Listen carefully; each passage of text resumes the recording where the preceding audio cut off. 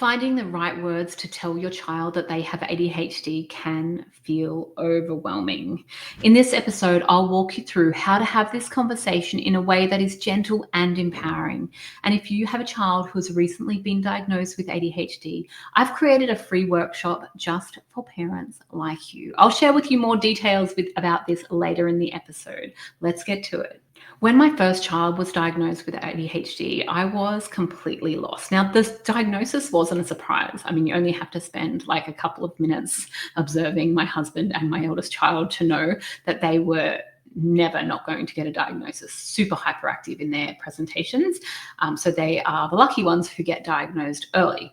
But I still walked out of that diagnosis appointment with a photocopied pamphlet and felt completely lost. I didn't know how to communicate to my child. I knew I wanted to do it in a really positive way, but I didn't know enough about ADHD and what that meant.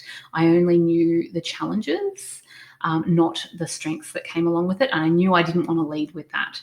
So I thought what I would do is I wanted to record this episode. So if you're a parent navigating a new diagnosis for your child and you're coming up to that conversation where you are going to tell them about that diagnosis, this episode is for you. It's also a really great one to listen so you can support other families that are going through, this process, because it's really nice when other parents who have already gone through it are able to assist other parents who are in the thick of it. So here is why I'm pro telling your child they have ADHD. So often I work with adult clients that haven't been told, and they perhaps got a diagnosis as a child, but their parents kept it from them. And they described to me that it is quite harrowing when they find out. They go through stages of grief when they find out. They look back throughout their lives and they see some of the challenges they have and how they beat themselves up for things that were really ADHD challenges. And they feel sad that they didn't know that they had ADHD, because they recognize that they would have treated those challenges with a lot more compassion. And I know that there is a group of parents who are saying, I don't want to label my child. I don't want the ADHD as a label. I don't want to label them. And I don't agree with it. I think that when you don't give them the ADHD diagnosis or label, they give themselves labels. So they give themselves labels like lazy, dumb, stupid, an outsider, all of the things that they tell themselves, and they're a lot more damaging than the label of ADHD. I think ADHD is actually empowering. I think once you know that your brain is wired differently, you can start learning skills around it. You can start scaffolding for yourself. You can start advocating for yourself. So I actually think that it is, I'm very pro telling your child. But having said that, we want to do it in the right way. So this episode is to support you to do it in a way that feels good for you, and to also resonate with your child. So first up is keeping it casual. So making it lots of little conversations, not a serious sit down one where you call them to the dining room table and you have the serious conversation. Now, the reason that I like to keep it casual and lots of little ones is because when we have serious sit down conversations, that's usually when you're in trouble, right? Trouble at school or in trouble. So I don't like to do it like that. This is not something that we want to portray in that light. And also, a lot of our kids are not likely to remember it if we just tell them once. We want to keep it casual and weave it into lots of little conversations rather than a serious sit-down one. Next up, we want to frame it as unique brain wiring rather than a disorder. I actually don't like the words that ADHD stands for, attention deficit hyperactivity disorder. It's kind of not what it is. We don't have an attention deficit.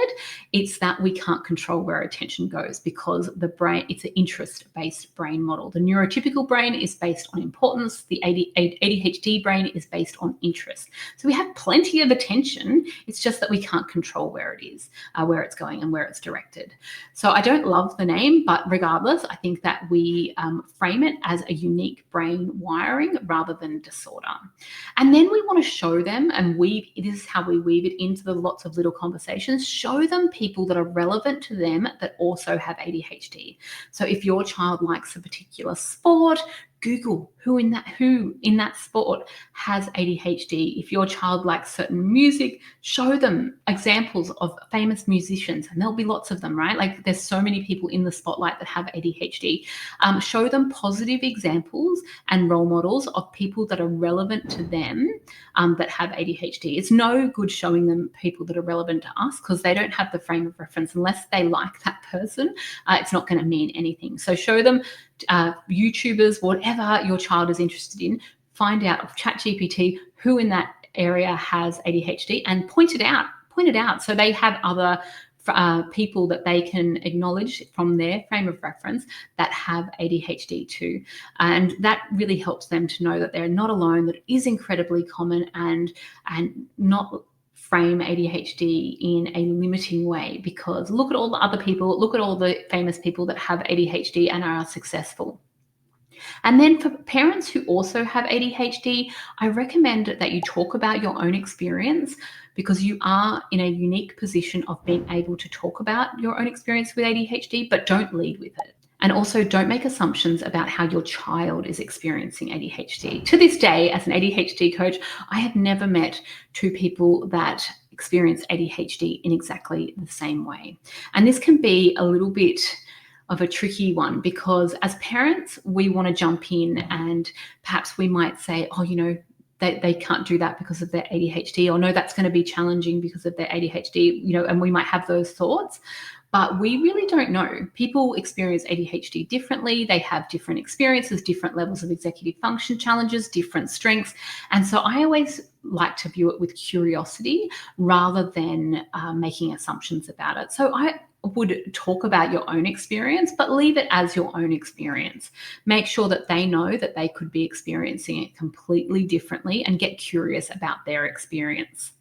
The next, we want to highlight your child's strengths and qualities, and explain that that's what makes them unique. ADHD is a part of them, but it's not their whole being, right? They're more than their ADHD. That's just one part of them, but they have other things that make them unique as well.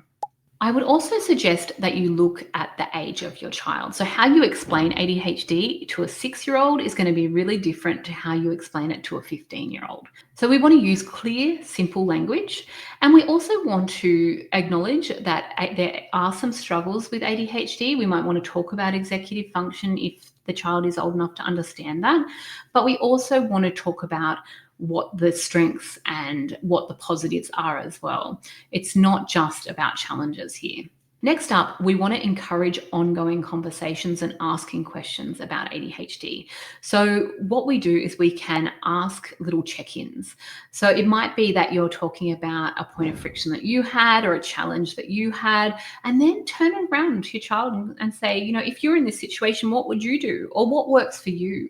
And ask them questions about it. And also make sure that that door is open for them to ask you questions at any time when they have questions about ADHD. And if you don't know the answer, that is perfectly fine. You don't have to make something up. You can just say, hey, let's Google that together. Let's see if we can find that out together.